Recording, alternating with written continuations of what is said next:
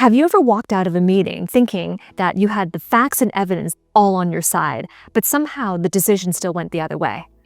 Well, facts don't always win buy-in because humans don't make decisions primarily through logic. And that's why well-reasoned arguments don't always win people over. If you ever wondered why your rational arguments didn't always get the buy-in, it's because you've been speaking in a language that the human brain doesn't respond to first. A lot of times we assume that logic leads to the decision, but in fact, it justifies the decision that's already been made. So in this video, I'm going to talk about how to get buy-in, what works and what doesn't work. Let's dive in. Here's what doesn't work. It's called the fallacy of reason. And there's a common illusion that influence is won through data, through logical explanation, through evidence. But the fact is, that type of logical explanation doesn't win people over because it merely just validates what emotion and trust has already set in motion. And that's why you can be factual. You can provide all the evidence, you can have a really thorough explanation, you can provide the charts and graphs, and you can still be ignored. Now, facts inform, but the problem is people don't make decisions based on information. They make decisions based on orientation. And what are they orienting? They're orienting by way of their perception, what they perceive through their senses. Their senses means what their senses in terms of what they see, what they hear, what they touch, what they feel. That's how they perceive through their senses. And what they're perceiving are things like, for example, what they perceive as being the most aligned, or it could be what they perceive as being the most strategic, or it could be what they see as having more advantages, or it could be what they perceive as being more true or more peaceful. Whatever it is that they perceive, that's based on what they truly value. So now let's talk about what works in terms of getting buy-in. And I'll share 3 principles with you. Principle number 1 is that persuasion works on 3 dimensions. Now, I'm very specific in my language, and I'm using the word persuasion. Persuasion is the art and science of getting others to make the decision that they already want to make, but it's for their reasons. This is very different from what most people talk about when they say getting buy-in, they're trying to convince somebody. Have you ever noticed that people hate to be convinced? And the reason why is because convincing is trying to get someone to do something for your reasons. So if I was trying to convince you, I'd be doing things and saying things, trying to get you to change your ways or change something because I want you to change, because I want you to make that decision. And that's why people hate to be convinced. Now that we got this clear, we're talking about persuasion when it comes to getting buy-in. Now, there's 3 dimensions. The first dimension of persuasion is emotion. And this is where in your communication, you're creating resonance that helps them to see that they're coming up to their own conclusions.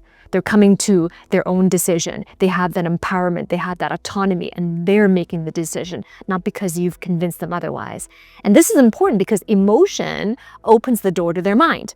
They feel heard and understood, and therefore they feel safe, and they feel like they have a trusted partner. And so therefore, it opens the door of their mind, and emotion is what gets the connection. It what initiates the connection in that conversation. So that's the first dimension. And in your communications of getting buy-in, it's important, it's wise to go in this order. Emotions first, and then the second dimension is going to be your credibility.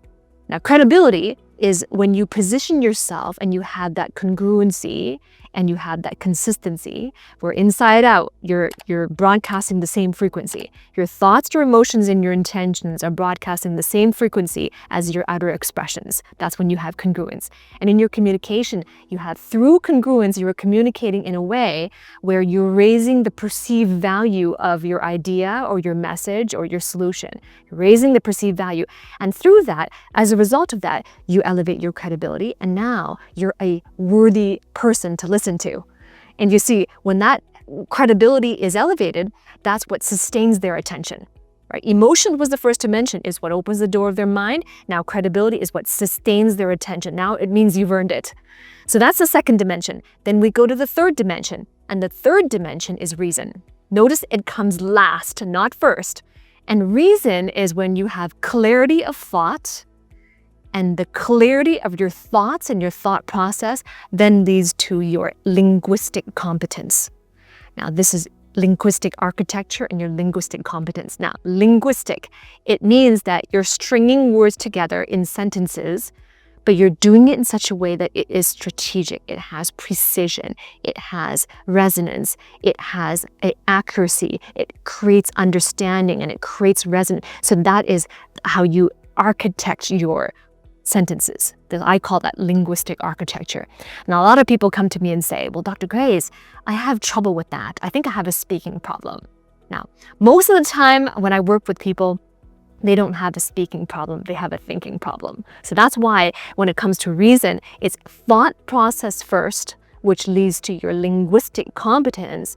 And when that happens, now they have the reason. They will, because they're emotionally connected, they believe in you, you sustain their attention. And now the reason, which is the factual evidence and the rational arguments, now can come into play, and it justifies the decision that they already want to make. A large part of your ability to earn buy-in will depend on how you think, how you lead, and how you grow as a person. Now, if you have been noticing that there's one of these three areas, it might be your thoughts, your thought process, it could be your leadership, it could be your personal growth. If one of these aspects you are noticing that you require greater development, then I have something special prepared for you. Call this my year-end intervention, where I'm creating something that I'm going to call my year-end master collection. It's a rare collection of some of my most powerful strategies and my most powerful trainings to help you to finish the year strong and to really develop that thinking, that leadership, and that personal growth. If you desire to learn more and if you want to learn from me, then click the link below this video and join my waitlist so that you can be the first to know when I open my private coaching vault. Principle number 2, a decision is the best defense. You see, when people decide, they don't decide primarily based on facts or information alone. They're deciding based on meaning. So here's what I mean by that. When others decide, they either decide yes or no, or this or that, they are protecting, they're defending. So what are they defending? They're defending whatever it is that is of primary importance to them. It could be their status, it could be their emotional equilibrium, it could be their worldview, it could be their identity, it could be their safety and security, whatever it is that is within their highest. So when they decide yes or no, this or that, they are essentially defending that position, defending that value. And until you understand this, unless you understand this, they're not going to go understand the level of that meaning of their decision, of their defense. They're not going to open up to your logic or seek to understand your reason argument. And that's why it's important, if you desire to get buy-in, that you are understanding deeply and appreciating deeply the level of their meaning, right? What they mean, and therefore what they're defending, that you understand and appreciate that. Because the brain is a natural defender. And if our brain detects any threats to that, something like identity or something like threats to achieving something that's really important to them, then we react in our physiology the same way as though it were a physical threat. And that's why most of the time, saying no to your proposals is often not a rejection of you, but it is just a protection of self. And furthermore, people interpret information based on coherence with their worldview. If a narrative supports it, then they will support it. If a narrative seems to be against it, then they dismiss it. You can't win buy-in and be persuasive by pushing harder on facts. There are 3 levers when it comes to persuasion. The first lever is safety before substance. Before you share your substance, which is the message that you want them to have, and it could be your reasoned argument, establish the safety. And to establish safety, first of all, is to seek to understand what they orient themselves to. When you understand this, then it is helping them to feel heard and appreciated and understood. Because when they do, that's when there's safety. And when they feel safe, that's when they become more open-minded to what you have to say next. The second lever is resonance before reason. So this is before you give your reasoned argument, your rationale, your logic, and your evidence. Establish resonance. And to do that is to understand their ontological identity. So ontological, the root word is ontology, and it means the nature of their being. What is the nature of their being? When you understand the nature of their being, you will understand why do they do the things that they do? Why do they react that way? Why are they defending what they're defending? Why is that important to them? Well, what is important to them and why? And when you understand someone's ontological identity, then that's when you can layer on the logic, not as validation, but really as an establishment of understanding their ontological identity. And the third lever is meaning before metrics. So before you share your metrics, the facts, the charts, the evidence, before you share that, this is where it's important to frame your metrics in terms of their level of meaning. So what that means is that understanding, here's what this means for you, is way more important, and it goes a long way compared to just saying, here's what it is, here's what the facts are. Right? It's not an argument of what the facts are, but it's articulated in terms of what their level of meaning is. Remember, logic alone doesn't always get buy-in, because buy-in isn't merely an intellectual transaction. Instead, it's an emotional agreement on meaning. Now, so far, we've covered two principles in terms of what works in persuasion. Principle number one was that persuasion is made up of 3 dimensions. Principle number 2 was that a decision is the best defense.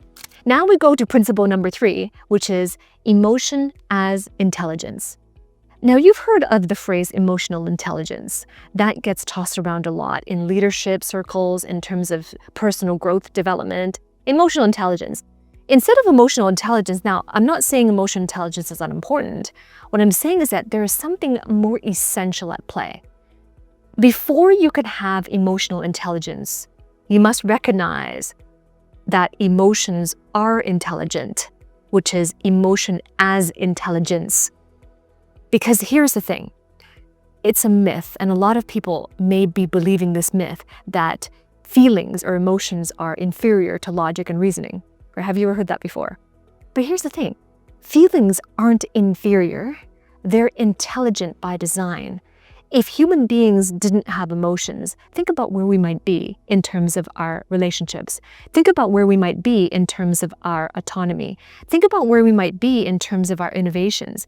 Because the way the economy works is that we naturally need to depend on each other. And the way to be successful in environments like a business environment or team environments is that we need to be able to coordinate action with one another, which means we're building equity in relationships. How could we do that without feelings and emotion? And that's why having feelings and feeling the whole breadth of emotions is intelligent by design. The greater you understand your emotions, the greater you understand someone else's emotions. And the greater that you understand your emotions and you're aware of how they begin and where they go, and therefore the greater the self-growth you have on governance of those emotions, the greater you become as a leader and the greater your ability to coordinate action. So you can see the beginnings of this. Intelligence as design, right? Feelings as intelligence. Feelings are intelligent by design. There's some people, when they teach persuasion, they talk about persuasion in terms of how to manipulate their emotions and how to appeal to their emotions, one or the other. And therefore, that belief creates a myth that persuasion is anti-rational. But here's the thing, persuasion isn't anti-rational, it's supra-rational. Supra because it integrates reason with emotion as intelligence. And this is really important to understand because effective persuasion is not about manipulating them with logic and is not about manipulating their emotions or appealing to their emotions. It's really aligning their meaning with yours and being able to articulate and communicate your insight with that meaning. And when you understand their ontological identity and your own ontological identity, that the two of them can be linked to create fair exchange. That is really what persuasion is. And persuasion is truly persuasion when you think about it in terms of the most noble service you can give, because you're helping them to make a decision they already want to make for their reasons. And you know you've obtained mastery at earning buy-in when you don't argue the facts just to get agreement, or when you notice that you're not emotionally stating the facts or emotionally trying to say what's true to get them to agree with you, right? When there isn't any of that antagonism, but instead there's a coherence and a congruence that creates agonism, then you know you've achieved mastery at persuasion.